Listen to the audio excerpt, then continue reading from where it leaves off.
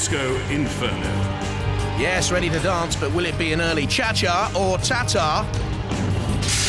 Everyone's quite worried about your disc. Yeah, it's a bit vicious. What's the speed of it? About 1,000 RPM. 1,000? Yeah. That's not very fast. Well, it's pretty fast. It weighs 30 kilograms as well. Right, okay. It's got a fair bit of power to it.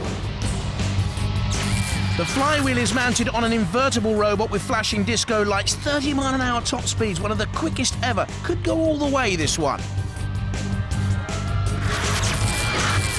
Roboteers, stand by. The team's together then. Derek 2 there on the left-hand side, captained by Ian Rotherham. Tridentate, captained by Robert McDougall. And Behemoth with Anthony Pritchard captaining and driving on the left-hand side. Disc-O-Inferno captained by Mark Marshall. In the arena for the house robot, Shunt with the bulldozer scoop and the axe. And alongside the mighty Shunt, the mightier Sir Kitterlot. 3, 2, 1. So this melee for a place in the second round of this final heat. Behemoth's new bucket immediately into gear and flipping Derek 2 over in fine style. But see little Tridentate having a little dig at Behemoth. Did you see that? Over goes Derek. We'll wait and see whether they can self-right. I mentioned early on that I felt the aerial was very vulnerable, but they're okay. Derek 2, they're off and running. And side by side, slamming Behemoth over the flame pit. Again, Tridentate, the little red tank-like machine, is trundling around there. That's the first really we've seen of Disc-O-Inferno on the offensive. Derek 2 is against the side walls. You saw the team there, captained by Ian Rotherham. Frank Rotherham and Carl Morris making up that team. Another good attack by Disc-O-Inferno. There are the Behemoth boys, Anthony and Michael Pritchard and Kane Aston. Quite impressed with Tridentate. Spooky, don't go back in there, Cam, or whatever you do. Now, Sir Kitterlot just has a look out. The Behemoth boys looking out as well. What's happened to Tridentate? Has it suddenly become immobilised? We'll keep you up to date on that one. Derek 2 seems to be in trouble as well, which leaves these two as the favourites to go through. Behemoth and Disc-O-Inferno, always likely to be that, to be honest. And Disc-O-Inferno, for me, has the pace to go all the way as Derek 2 is being counted down and out. Went out in the Heats round 1 to Dominator 2 in Robot Wars, the 5th Wars, and they're going to fall again here. Derek 2 have gone, says the ref bot. Tridentate will shortly follow, I would imagine. Disc-O-Inferno. Can this go all the way in Robot Wars this time? Smoking Tridentate. Doing nothing. Behemoth slams into Disc-O-Inferno. Oh no, I wonder if Behemoth's done itself some damage there. And the ref bot coming in to have a look and counting down Tridentate. Now it could well be that Behemoth is just survived by the countdown. They might have done themselves damage for later on, but Tridentate's going to go anyway. Sprightly early on. No wag in the doggy tail. And Tridentate is about to go down into that pit. Enough to cause you nightmares. If you're the Tridentate team, that is. Robert McDougall and the man in the mask, Steve Mitchell. Over goes Derek 2. See it again. With it went Tridentate. One went one way, t'other went other. And again, Tridentate gets lifted off the floor. 91 kilos. Disc-O-Inferno spinning its way through. The crowd want them down in the pit. The ref bot activates the pit release button. Oh! Behemoth's down! No, I think they could be in trouble for later on, Behemoth. We'll wait and see on that. Tridentate's going to follow. They were definitely eliminated. Are they all going to go down there? There's not enough room, surely. Oh, don't make a fuss, Tridentate. Go on, go on, get down. Down that pit. Seems to me they could all go down there. Derek 2's in. Oh, go on, leave Disc-O-Inferno out. Quite right, too. If you like that, Tridentate and Derek 2 do a double flip out of the competition. Behemoth, although they were in trouble, they go through along with Disc-O-Inferno!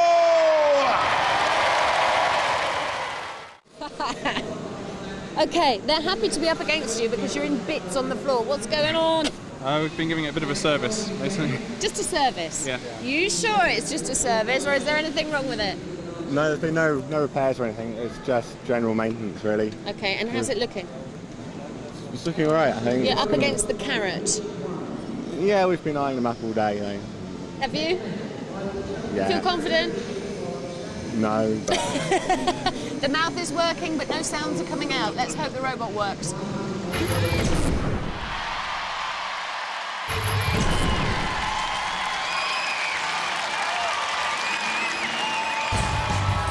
Killer Carrot 2. Out comes the vegetable then, belonging to Rob Adam Engelbright. Little Adam there. Disc-O-Inferno. More mature team, perhaps. Mark Marshall, Nick Bullock and Oliver Reed-Smith. Roboteers, stand by. In the arena, Matilda for the house robots. Good to see you, Tildy, with the flywheel and the tusks. And shunts back again.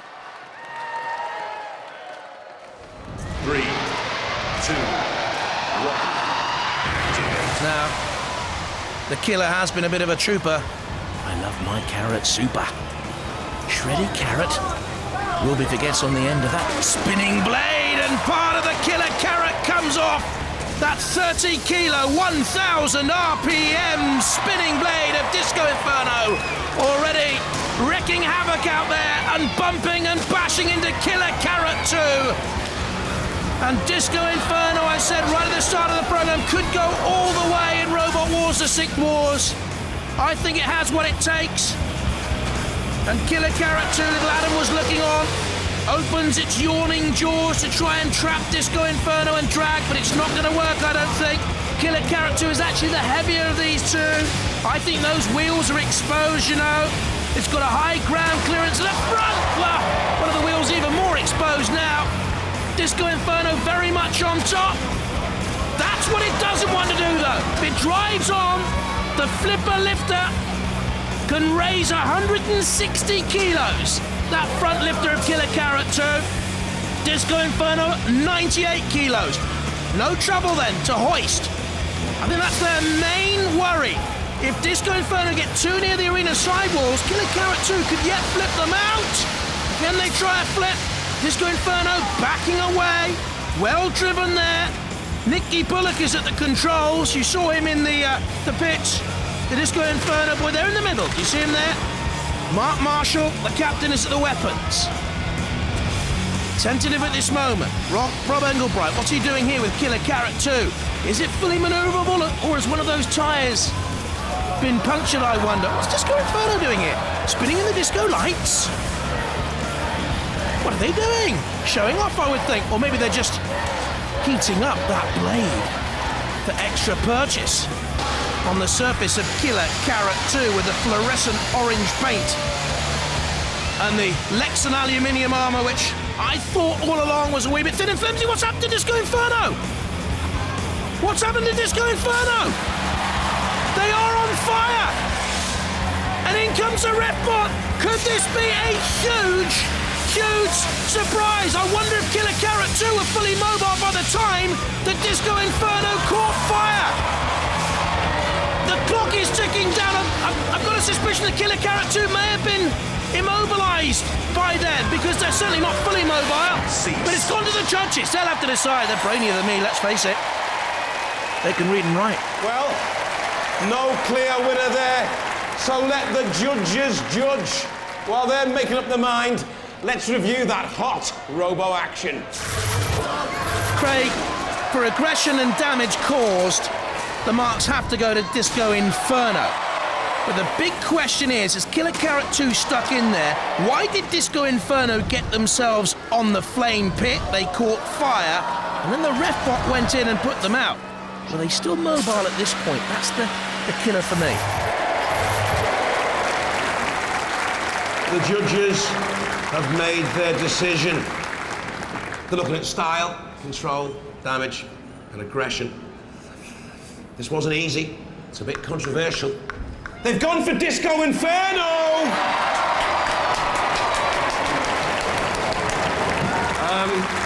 Give me your teeth, that seat of your pants. Yeah, it was all going really well to It start was with. going at the start really well. And then something in the robot burst into flames, and it also went downhill from that point. Obviously. And what was it that caught fire? We're not sure. It was some part of the electronics. It was like one of our motors or one of our speed controllers, or something's not right with the electronics. All right, then. Good luck for the heat final. Ladies and gentlemen, Disc-O-Inferno!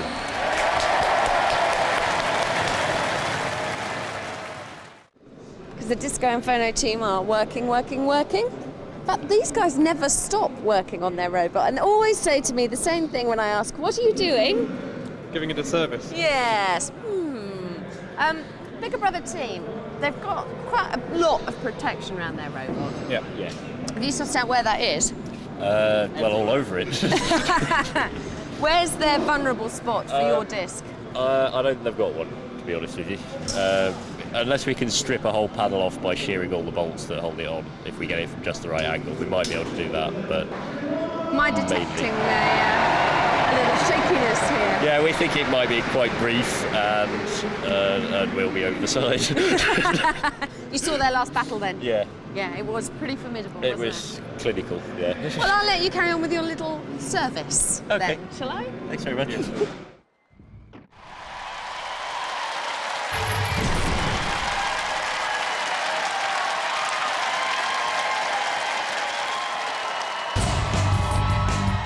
Bigger Brother. They look very good, don't they? The number 2 seed, Team Watts driving, Joe and Ellie with him. Disc-O-Inferno. And we've had service with a smile from Mark Marshall, Nick Bullock and Oliver Reed-Smith. Roboteers, stand by. And in the arena for the house robots, Sir Killalot, huge and heavy and ominous. Shunt is in there again.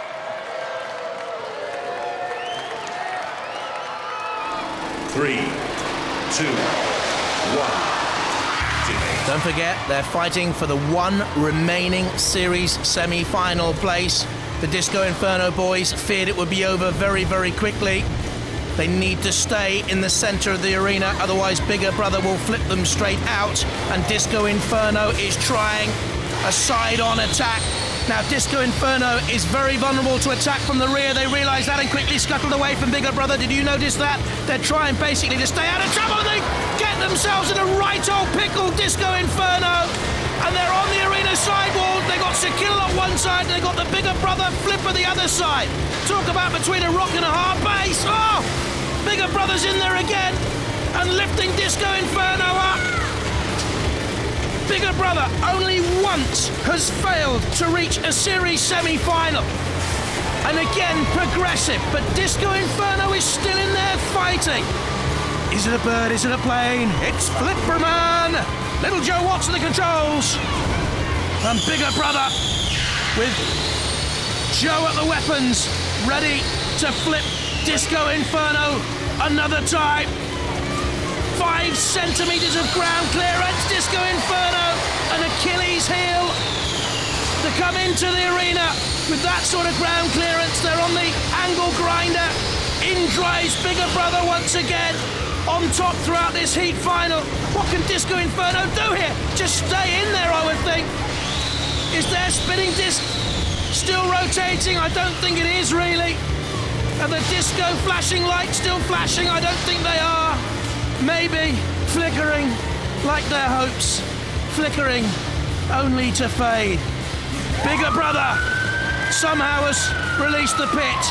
You can hear there the alarm, and it's just a matter of time, isn't it?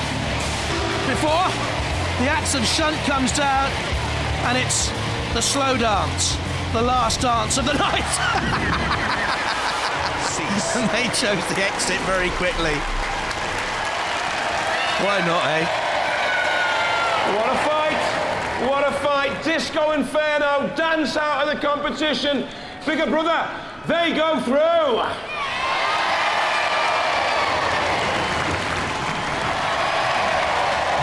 I'm sorry, but that was cowardice. Yeah, afraid so.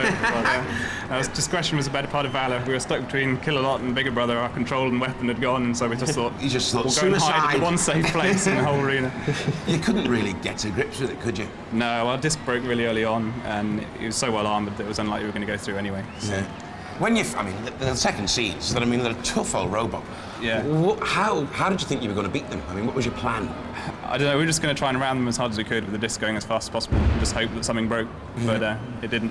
And then when plan A didn't work, plan B was... Run and hide. Get out of there. Run and hide. Have you enjoyed it? Yeah, that's been good. Great fun. What are the plans for the robot? I think we need the disc going a bit faster, really. I mean, yeah, there's some more powerful spinners than us now, and we need to get it going quicker. Actually. Yeah. We hope to see you again, dancing your way to glory. Ladies and gentlemen, Disc-O-Inferno! Well. From Cambridge, Disc-O-Inferno. A heat finalist in the Sixth Wars and back to dance again. Is he going to burn, baby, burn? Hopefully. He is? Yeah. Good. What's his weapon? It's the big spinning disc at the front. What's your tactics then? Probably avoid them for a bit, let it spin up, and then when it's full speed, drive into someone as hard as I can. The disc is run on 4.5 horsepower. Polycarbonate armour runs either way up at 20 miles an hour top whack, but the ground clearance 5 centimetres, and our punk rotters hate disco anyway. Roboteers, stand by. Let's have a look at the teams then. Tough as Nails on the left and Disc-O-Inferno on the right. B.O.D there on the left-hand side and Robochicken's boys on the right. And in the arena for the house robots, we have Shunt. Not forgetting Matilda. 3, 2, 1,